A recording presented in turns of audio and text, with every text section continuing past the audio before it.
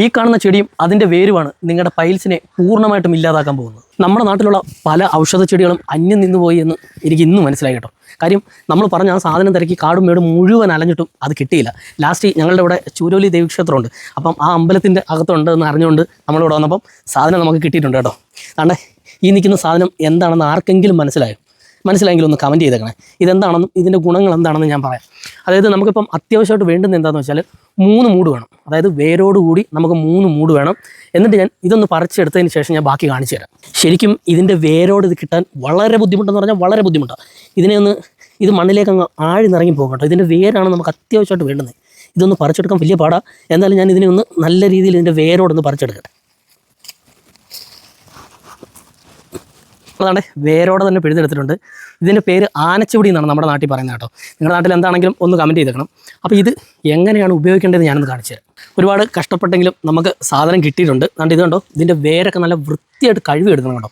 വേര് കഴുകണം. അതുപോലെ തന്നെ ഇതിൻ്റെ ഈ ഇലയിലൊക്കെയുള്ള അഴുക്കും പൂപ്പലും എല്ലാം എടുത്ത് കളഞ്ഞതിന് ശേഷം നമ്മൾ ഇനി ഇത് എന്താ ചെയ്യേണ്ടതെന്ന് അറിയോ? ഇതിനെ നല്ല രീതിയിലൊന്ന് അരിഞ്ഞെടുക്കണം.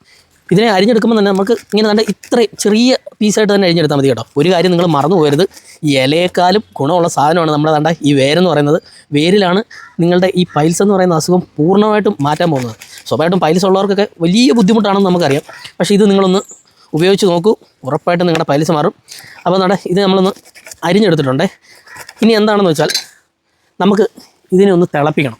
തിളപ്പിക്കുന്നതിനൊരു രീതിയുണ്ട് കേട്ടോ. ആ രീതി ഞാനൊന്ന് കാണിച്ചു തരാം. നമ്മൾ പ്രത്യേകം ശ്രദ്ധിക്കേണ്ട ഒരു കാര്യമുണ്ട്. കാര്യം നമ്മൾ എടുത്തിരിക്കുന്നത് 3 ആനച്ചുവടിയാണ്. ഇതിനൊക്കെ ഒരു കണക്കുണ്ട് കേട്ടോ. ആ കണക്ക് രീതിയിൽ മാത്രമേ പോകാവൂ. 3 ആനച്ചുവടി വേരോടെ തന്നെ നമ്മൾ അരിഞ്ഞെടുത്തിരിക്കുക. അപ്പം ചെയ്യേണ്ടത് എന്താണെന്ന് വെച്ചാൽ ഈ 3 ചെടിക്ക് 3 ലിറ്റർ വെള്ളം എടുക്കണം. കറക്റ്റ് 3 ലിറ്റർ തന്നെ എടുക്കണം. നമ്മൾ അത് ഈ കുറവൊന്നും വരുത്തരുത്. കാര്യം ഇതിനെല്ലാം ഒരു കണക്കുള്ളതാണ്. അപ്പം 3 ലിറ്റർ വെള്ളം എടുത്തിട്ട് നമ്മൾ നേരെ ഈ വേരോടെ തന്നെ നമ്മുടെ ഈ ഒരു ചെടി ഇതിനകത്തേക്ക് ഇടുക കേട്ടോ. ചെടിയല്ല, ഔഷധമാണിത്. ആനച്ചുവടി നിങ്ങൾ ഗൂഗിളിലൊക്കെ ഒന്ന് സെർച്ച് ചെയ്ത് നോക്കിയാൽ മതി. ആനച്ചുവടിയുടെ ഗുണങ്ങളെക്കുറിച്ച് അറിയാൻ പറ്റും. അപ്പം ഇതിനെ എന്ത് ചെയ്യണമെന്നറിയോ? ഇതിനെ ഈ 3 ലിറ്ററിനെ 1 ലിറ്ററായിട്ട് നമുക്ക് വറ്റിച്ചെടുക്കണം. അതായത് കഷായം പോലെ അതിനെ വറ്റിക്കണം. വറ്റിച്ച് 1 ലിറ്റർ ആകണം. അപ്പോൾ നമുക്ക് ഇതിനെ ഒന്ന് വറ്റിച്ചെടുക്കാം. അതാണ്ട് നമ്മുടെ ഔഷധം 3 ലിറ്ററിൽ നിന്നും 1 ലിറ്ററിലേക്ക് നമ്മൾ വറ്റിച്ചെടുത്തിരിക്കുകയാണ് കേട്ടോ. ഇനി എന്താണ് ചെയ്യേണ്ടതെന്ന് ഞാൻ പറഞ്ഞുതരാം. ഇതിനെ നല്ല വൃത്തിയായിട്ട് അരിച്ചെടുക്കുക. അരിച്ചെടുത്തതിന് ശേഷം ഒരു പാത്രത്തിൽ വല്ലതും ഒഴിച്ചു വെക്കുക. എന്നിട്ട് ചൂടാറിയതിന് ശേഷം ഒരു ദിവസം മുഴുവൻ ഈ വെള്ളം തന്നെ കുടിക്കണം. ഈ 1 ലിറ്റർ വെള്ളവും ഒരു ദിവസം തന്നെ മുഴുവനും കുടിച്ച് തീർക്കണം.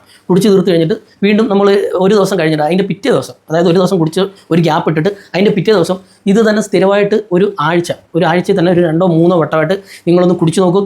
ഉറപ്പായിട്ടും നിങ്ങളുടെ പൈൽസ് പൂർണ്ണമായിട്ട് മാറിയിരിക്കും. അപ്പം ഇത് എല്ലാവർക്കും ഉപകാരപ്പെട്ടു എന്ന് വിശ്വസിക്കുന്നു. Okay, by.